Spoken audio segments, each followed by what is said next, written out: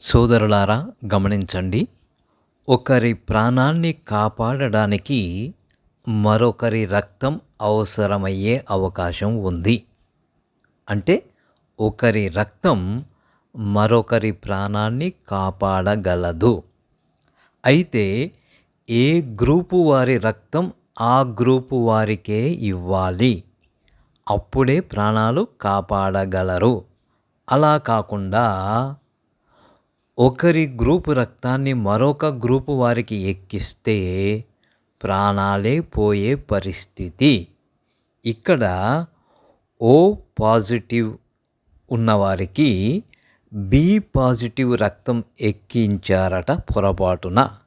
అంటే వారి ప్రాణాలకు భరోసా ఇవ్వలేము అని అంటున్నారు. అయితే మానవాళినందరినీ వారి పాపరోగము నుండి విమోచించి రక్షించే ఏకైక రక్తం యేసు రక్తం.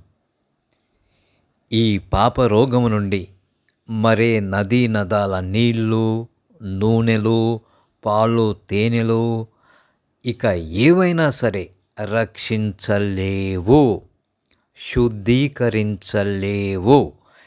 కేవలం యేసు రక్తము మాత్రమే ప్రతి పాపము నుండి మనలను విమోచించును.